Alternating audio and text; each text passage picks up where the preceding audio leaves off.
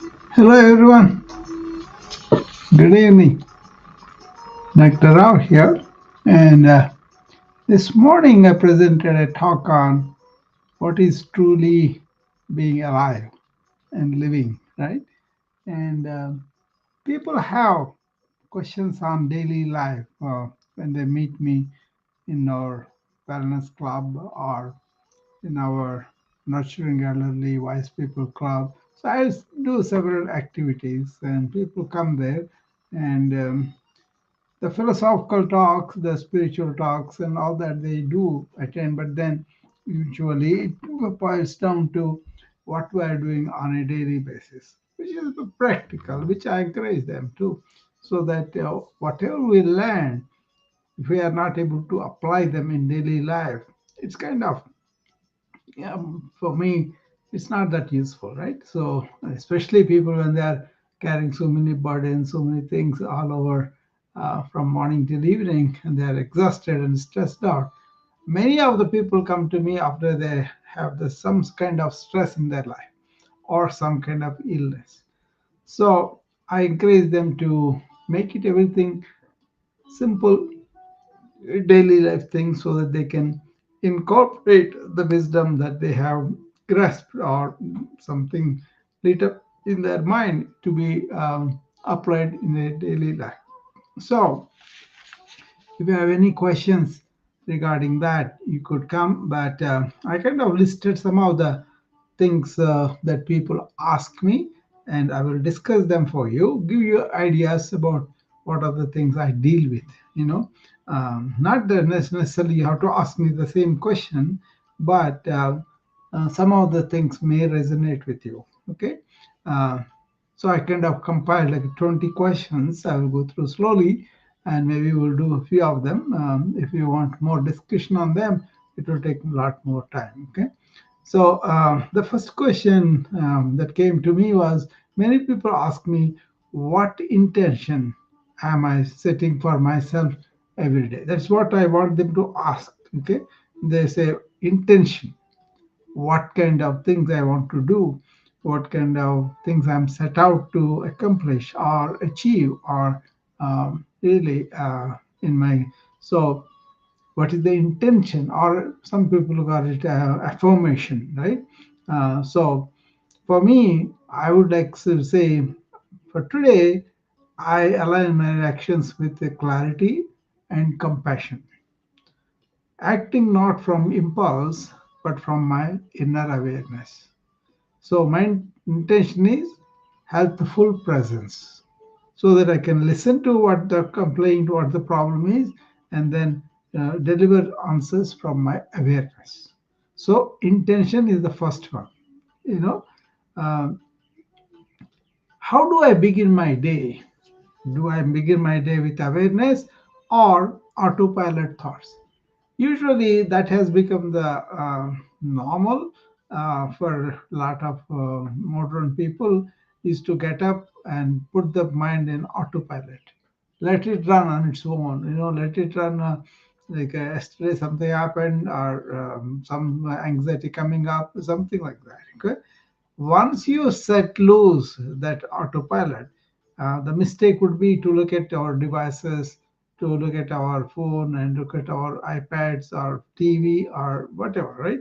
So don't allow things that will generate this autopilot in the information. But be quiet and be in awareness. Okay. Awareness is a you are alert, awake, but you are not asleep.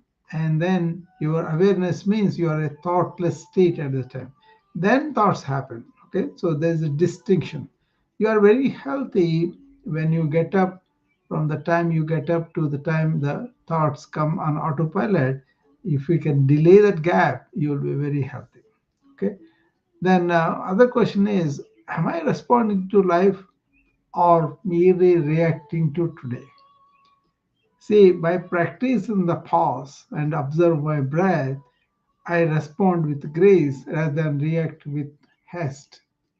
So I tell people take deep breaths in the morning and also really pause and observe the breath. Thereby, you will be really bringing your inner grace rather than your reactive with. If you do reaction with haste, that means you don't even give a pause, then that is a problem, right? So that's the third question. Then the fourth question was, what is one small kind of action that I could do that is filled with kindness? It's an act of small act of kindness I can offer before the day ends. That's something I kind of want all my students to do it as a practical gesture. Okay, what is one small act of kindness I can offer before the day ends? And we'll do the fifth one and then we'll stop and see how people feel. Am I giving myself the love I so easily give to others? That is the thing. You see, a lot of people don't take care of themselves. That means attention and not being obsessive about yourself, but then paying attention to your body, to your breath, and to your mind and sleep and all that, right?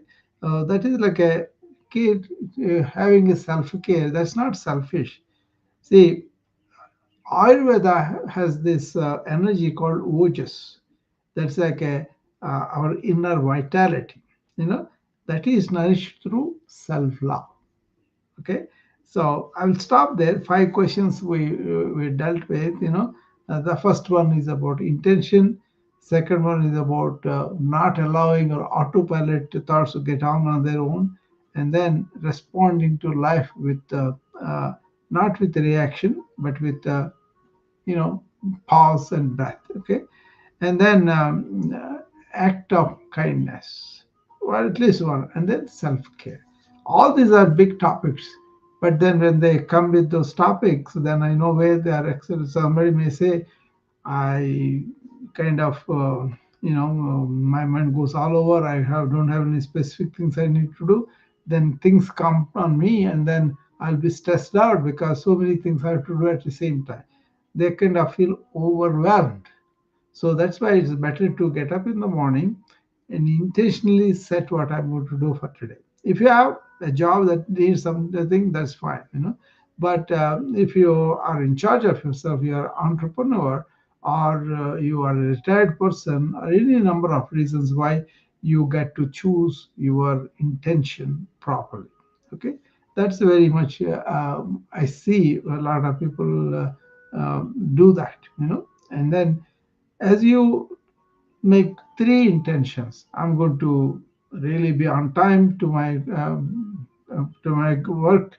I'm going to be giving something to somebody all day, and then I'm going to really improve my performance or my excellence at least by 1%. Whatever I'm doing routinely, I will do. So there's kind of three intentions you can make, and then you can make your day much more focused, much more intentional, and then you won't have this thing of, oh, otherwise you will be responding to things, and then you will be really reacting to things, and then you'll have a lot of stress. Okay, so that's one thing you want to understand. There is a diagram in Stephen Covey's Seven Habits of Effective People. In that, he has four quadrants. On one side of y-axis, x-axis, two of them, right? On the y-axis, there's like a what is urgent, non-urgent. On the x-axis, it's like important, not important. So if you are in the important but not urgent, that quadrant you want to have, then you will be doing most important thing for you in a non-urgent way. That means planned and directed every day. That helps a lot. Okay. So, but if you are really urgent and also really very important, then you're going from crisis to crisis. Okay, so take hold of that diagram from Stephen Covey's Seven Habits of Most Effective People. Okay, and that will help a lot to put our intentions correctly, right in the morning. Okay, that always helps you to go in a certain direction. Also, when I talk to my staff, I tell them delay the gratification. So if they want to come and they want to take a coffee break right away, then they're not delaying their gratification. Okay, but if you are involved in something very simple, important thing in the office and they do it, and then after those morning rush is gone, then they take a break, then that is much more meaningful for them. Okay, they also feel good that they have accomplished something important right in the morning, and then they are going to be able to do that, right? So that's what I employ myself when I go there immediately. What are the patients that need to be seen by me right away because they are in ICU, they are big problems, right? And the second thing is, what can I do with people that need to be discharged that will be going away so that they won't wait for me till the late in the afternoon. And then I will go to each place a little bit and then make sure that they don't have any immediate need of me, like a discharge a patient, write a prescription, or get a letter for office, or some things like that will be there. And then once I approve that, then I will go and do a leisurely rounds on all the patients. That way, people don't disturb me that much. So that kind of some kind of intention and planning is very good in the morning. Okay, uh, and then not reacting to things emotionally and responding is a very important thing. You want to make a resolution. It's part of my morning routine. I want them to cultivate that. That will really help you not to be stressed out by these emotional reactions for everything. See, it is like this. People have this work atmospheres where bosses are there. They will be commanding, and there are people who really don't give you a break. They want to be managers and all that. So they may drive you. They may scare you. They may put some, consequences that you may have to face if you don't do the proper job. They may reduce your salary or fire you or any number of threats, but people feel those threats every day. And not lots of times you may not have to, and then you just do your job very well. They cannot do that firing and all that anyway. So to focus with what we have to do, you want to really be calm and quiet and then focused, right? For that, you cannot have this anxiety or really fear, that is, or anxiety about so many things that may not be there, but they are in your mind only. That is when you react much more quickly. Okay, that's why I'm mentioning all that. And the fourth one talked about random act of kindness. This is something very important and very good for you if you practice that, because the kindness generates a lot of good hormones within you and you feel good about it. So you'll have good relationship with the people. A smile, a smile, or just handing over a glass of water, or a paper, or helping somebody who cannot cross the road to cross, that kind of thing. Something like random act of kindness, you know. And of course, self-love is comprehensive self-care is what I do for the burnout physicians and nurses. I want them to pay attention to four pillars of wellness. Number one is nutrition.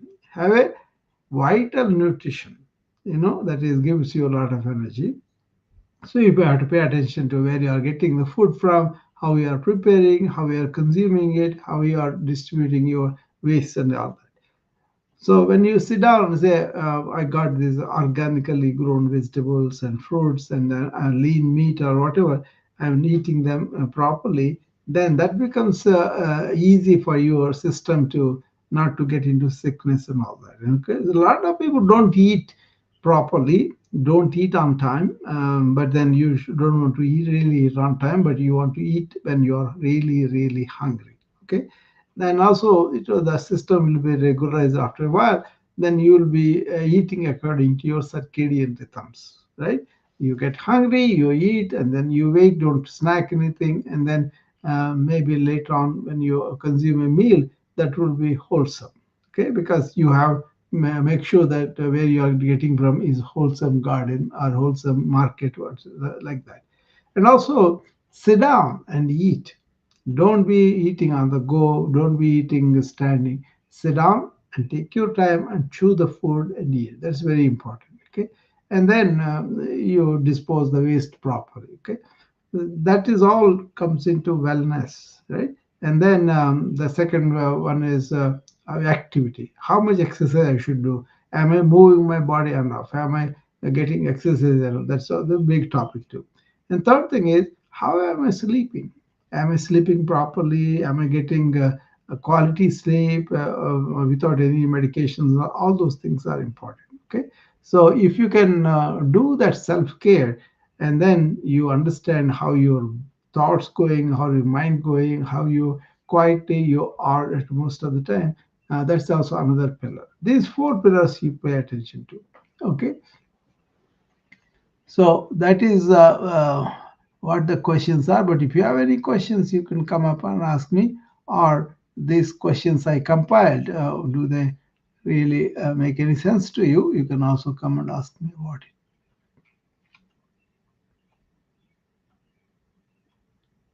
Okay.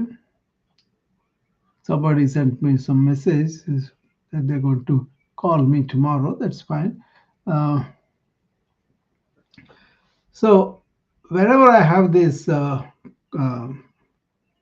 talks on very important daily life. I talked about ikigai today.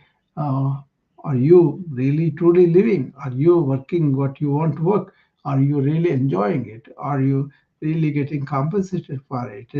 All those questions were asked, and then people may have lingering answers or questions for that.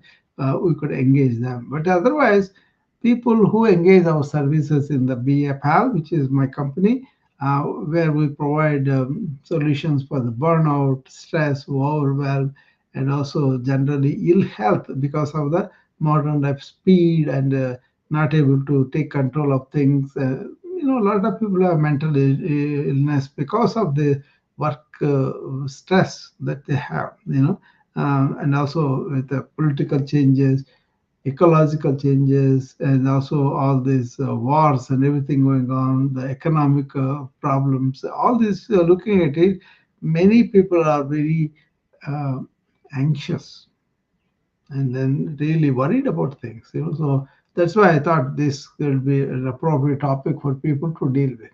You know.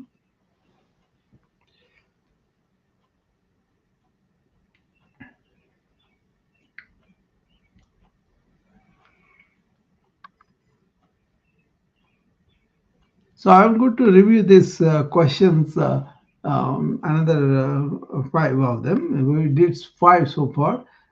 Intention, awareness, not autopilot thoughts, and then also not reacting to things, and small act of kindness and self-love. These five things we did. Now the sixth one is: did I move my body with gratitude today, or we take it for granted?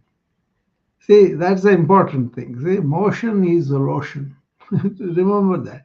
A few sun salutations or a mindful walk that really loosens your joints and aligns your joints with your joints and with your joy. Lots of times movement is very very important, so make sure I'm moving my body, I'm doing something about it. And the seventh one is: what did my breath teach me in a moment of stress?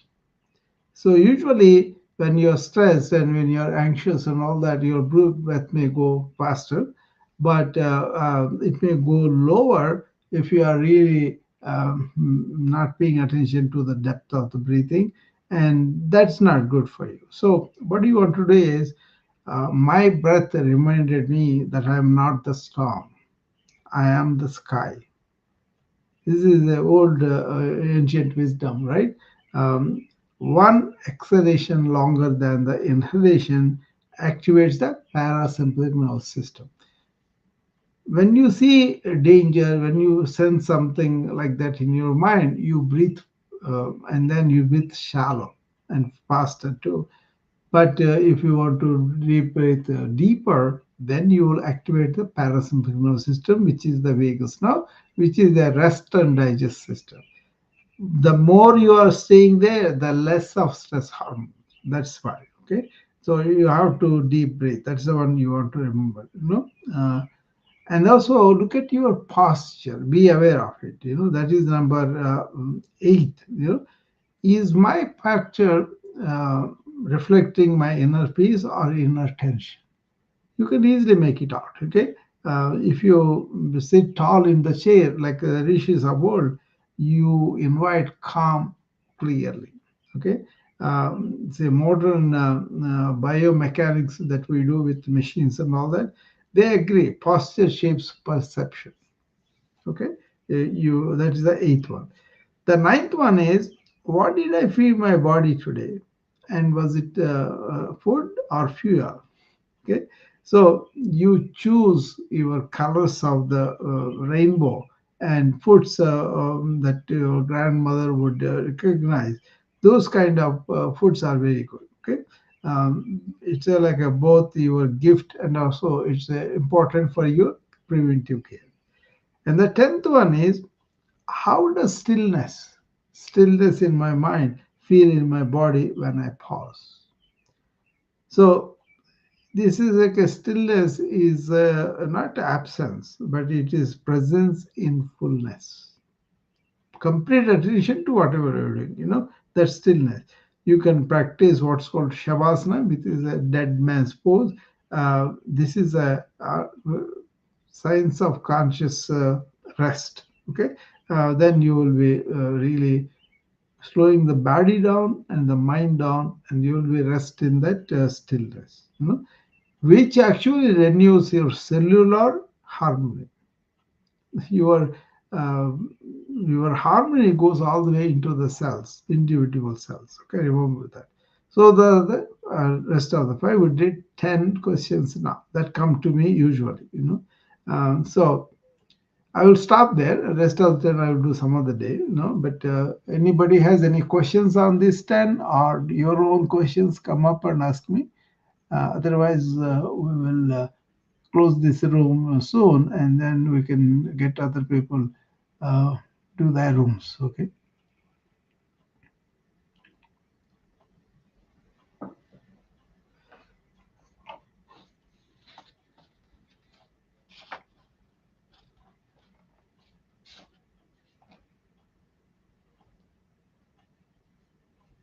I hope you have recollected those 10 questions that I posed, which we get normally, and I hope that they will help you to deal with your own questions. How do you engage your own day, and how do you in charge of the whole thing, and then you really spend the day much better. They may be these are from people who are suffering some kind of problem, either body, mind, or spirit, and then they come and ask me because these are practices I kind of talk about.